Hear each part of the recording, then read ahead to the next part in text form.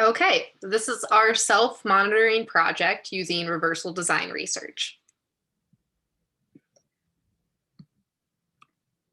So the purpose of the study is to determine the effectiveness of using iConnect app to increase on-task behavior. The social significance was by increasing on-task behaviors, participants will be able to increase study skills as well as work on effective time management skills. So the original study that ours is based off of was done by Wills and Mason in 2014. The purpose of their study was to improve on-task behavior in the participants using technological self-monitoring interventions. The setting was in a suburban high school in the United States. The experiments were conducted in a classroom setting, and the participants were two students at aged 14 and 15. One suffered from a learning disability and the other from ADHD. The researchers used ABAB research, ABAB with withdrawal research design. They used a self-monitoring intervention via iConnect. They had 15-minute observation periods, and the on-task prompts were delivered in 5-minute intervals. The result of their research showed that the self-monitoring intervention iConnect resulted in an increase in on-task behavior that resulted in stable data. Okay, so before we talk about our intervention, we did use the iConnect app, so we're going to show you what iConnect app is.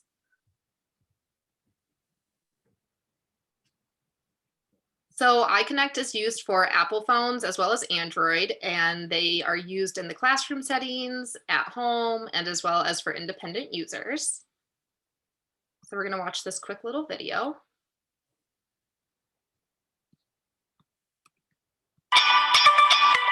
iConnect is a proven student empowering application developed by educators and behavior experts to drive real results. It's all about focus. iConnect shows students what they can achieve by keeping their attention on the task in front of them. Eliminate distractions, complete tasks. iConnect is the tool students and teachers need for successful outcomes. So many students lose out on what's happening in classroom because of disengagement. And if they're better engaged, if they're hearing the teacher, if they're getting their work done, they're going to achieve more and do better in school. iConnect isn't just an app. It's a web-based behavior monitoring program that improves the student-teacher dynamic by helping educators empower the student to take control of their focus. Educators can easily fall into the role of taskmaster, something that can sour the student-teacher relationship, frustrating educators and impeding students' developmental progress. iConnect allows students and teachers to set and achieve goals together as a team. Here's how iConnect works. iConnect is a mobile solution that works on Apple and Android phones and tablets. Working together, the student and the educator create individualized goals. Set up prompts and reminders based on those goals. Schedule milestones and track results. Educators can log into the web-based portal to track results and share them with the student, providing visual progress updates and reinforcing positive work ethic, showing them how the behavior of keeping on task keeps them on track to success. We believe that self-monitoring can make a big difference in students' lives in the schools. And hearing that from teachers and hearing that from the students has been every bit of the reward we needed for this effort. Definitely boosted up my grade. Most definitely. I got a B in this class right about now. And it wasn't looking so good before. It's at a low D, close to an F. It boosted it up, definitely. iConnect is completely customizable for each student. It helps students identify their own behaviors and puts the power to change those behaviors right at their fingertips. Bring the joy back to learning with iConnect. Okay, so that's a little bit about the iConnect app. So we're going to go over the methods of the project. So the target behavior that we were focusing on was on-task behavior. So the definition that we came up with was Being actively engaged with study materials via reading, writing, typing, or other physical interactions with materials with less than a 10-second delay in on-task behavior for mental breaks. So some of the examples we came up with are included but are not limited to reading textbook with eyes down on a book and flipping pages, using a paper and pencil to write notes, and typing notes on laptop, tablet, or other devices. Some non-examples were sitting at desk with materials out but engaged with smartphone, using computer to search things unrelated to school, like online games and online shopping. The materials that we used for the project were the smartphones with the iConnect self-monitoring app, and then our study materials. As well as we also had the setting be study sessions at home in a quiet area where limited distractions are present and where direct observation is obtainable. So for our data collection, we used momentary time sampling for every 30 seconds. We used a single subject research design using reversal design with withdrawal. So we had 4 phases. We had phase 1 be baseline data, phase 2 intervention using iConnect app, phase 3, which was baseline / withdrawal. And then phase 4 was also intervention using the iConnect app. So at the end of every 30 seconds, we would identify if we were on task or if we were not. When it came to treatment integrity, we decided to record ourselves for each study session, and then participants entered their self-monitoring data at the end of the 30-minute study sessions into an Excel data sheet. If we did have any issues when it came to IOA, we went back to the videos and collected data as a team until IOA was at an 80% or higher accuracy level. And then we did not allow anyone to participate or contribute towards the project in any way, except with the exception of the professor. So when it came to our IOA, we collected IOA for on-task behavior for 20% of the sessions across all phases of the study. And then we calculated IOA by using interval by interval IOA method. So we took the number of agreed intervals and divided it by the number of agreed intervals plus disagreed intervals, and then we multiplied that by 100. We decided that the IOA needed to be at 80%, and if results were less than 80%, we came back as a team and redefined the operational definition of the on-task behavior. Okay, so our first participant one was me. So my name is Jewel. I am 23 years old. I live in the Lansing, Michigan area. I am not married. I do not have any kids. I am an ABA technician in a clinical setting. And then my average hours per week is about 45, but increased throughout the intervention. Okay, so when it came to my results, I had an average of 81% when it came to on-task behavior. My baseline average was 71.6%. My intervention was 82.3%. My baseline 2 was 83.3%. And then my intervention 2 was 87.2%. So when it came to the range of my on-task behavior, overall, I had a low of 57% and a high of 93. So when it came to baseline, my range was between 64 and 77% of on-task behavior. And then with the intervention, it was 57 through 90. Baseline 2 was 80 to 87, and intervention 2 was 83 to 93. So when it came to my data, the baseline, my levels were moderately high and the trend was increasing, and there was moderate levels of variability. In intervention 1, the level was high, there wasn't really a trend, and the variability was moderate. So then in baseline 2 and the withdrawal phase, the level was high and the trend was increasing and then stable, and there was low variability. And then within my intervention 2, the level was high, the trend was increasing, and the variability was low. So then when it came to whether or not we figured if this intervention was working for me, we said yes, because overall my on-task behavior was increasing.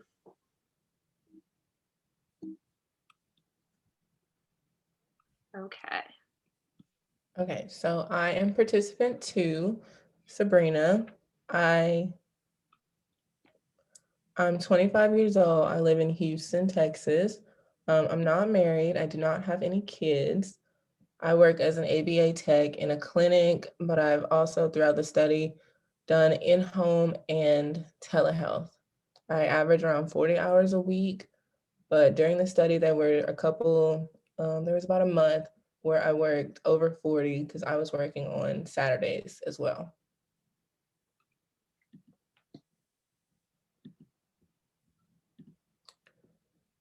So my overall data, I averaged 83.2% on task behavior. For baseline 1, I was 66% on task. For intervention 1, 91.1%. For baseline 2, 81.1%. And for intervention 2, 92.4%. My overall range was from 50% to 94%. During baseline 1, it was 50 to 93%. Intervention 1, 87 to 94%, baseline 2, 78 to 83%, and intervention 2, 90 to 95%. My treatment integrity, the inter-observer agreement for my treatment was 83%. And during baseline 1, my levels was moderate. There was a decreasing trend and there was moderate variability. For intervention 1, the level was high, there was no trend, and it was pretty stable. For baseline 2, the levels were moderately high with no trend and stable. For intervention 2, the level was high with no trend and it was stable. So I'm participant 3. My name's Jared. I'm 26. I'm from Jackson, Michigan. Not married, no kids. I'm an ABA technician in a clinical setting, and I average about 40 hours a week. So the results for me were my average on-task behavior was 82%. For baseline 1, I averaged 71%. For intervention 1, I averaged 83%. Baseline 2 was an average about 86%. Intervention 2, I averaged around the same, 87. The overall range was for on-task behavior was 63% to 93%. And then the range for baseline 1, 63 to 80. Intervention 1 was 73% to 90%. Baseline 2, 77% to 93. Intervention 2, 80% to 93%. And my inter-observer agreement was 81%. So the results of my self-monitoring.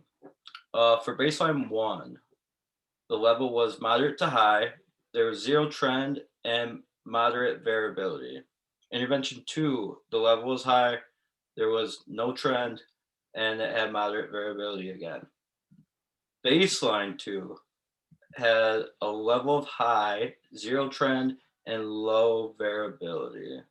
Intervention 2 had a high level, had a slight increasing trend in the beginning, and has low variability. So comparing our results to the original study, in the original study,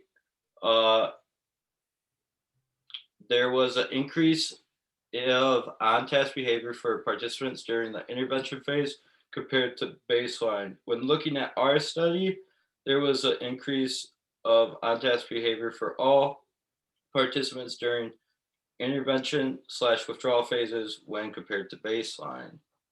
Going back to the original study, there was a significant decrease in the data path level during the withdrawal phase. When looking at ours, there was minimal change in the data path level during the withdrawal phase. And then back to the original study again, the baseline/withdrawal phase generally had decreasing trends, while our baseline withdrawal phases had increasing trends or zero trend. So some of the limitations in our study were that we found that the 30-second intervals were a bit too short to get back on task. So by the time, mostly affected us during the intervention phase, when we would get the notifications about whether or not we were on task. And by the time we would click yes or no, it would soon be time for another interval to also pass. And most of the time we weren't back on task. We also had difficulty uploading videos for each other to view. Personally, my YouTube would only let me do a 15-minute video, so I had to cut some videos short. Another limitation was knowing when each 30 seconds started. That posed a problem more so in the beginning of the videos where we would have to count down so that we can ensure that the other observer watching and as well as ourselves, we would start taking data at the same time. Time management between our work life, our work schedule, personal life, and during this project, our studying environment, and a couple other limitations were assignment deadlines in terms of whatever assignment we were working on. So if we knew that the assignment had to be completed maybe the night that we were recording ourselves, we were more likely to stay focused and stay on task versus if we had a few more days to work on the assignment, we weren't as worried about it. Assignment difficulty was also another limitation because the difficulty of our assignments varied. So there were times where if it wasn't too difficult, we may have gotten off task a little more than if it was harder. And our last limitation was knowing that we were being recorded. So knowing that we were recording ourselves, we're more likely to actually do our work versus if we weren't, we'd probably be a bit more off task, playing our phones more, go from homework to shopping and stuff like that. Okay, so the conclusion for our study was that the self-monitoring intervention using the iConnect app did increase on-task behaviors for all of the participants during its implementation and withdrawal phases. We did face some obstacles when it came to technology as well as time management between workload and school responsibilities. We also wanted to note that COVID-19 also had a significant impact when it came to the project. For 2 of the participants, we were in mandatory overtime due to COVID-19 cases increasing in our work area, as well as it impacted the 3rd participant by having her clinic shut down and working through telehealth. So what we learned is that COVID-19 impacted the intervention by increasing our stress levels as well as maybe decreasing effective time management. But overall, what we noticed from our research project is that by using the iConnect app and noting when we were on task versus not on task, in the end, increased our on-task behavior of the participants overall. And then these are our references. It was a great project to work on. It was a great chance to learn more about single subject research design and the different type of research designs. And it was super helpful to be able to track ourselves and increase our on-task behavior. So if you guys do have any questions, feel free to reach out to us. We'd love to answer any questions or concerns that you guys have. Thank you so much.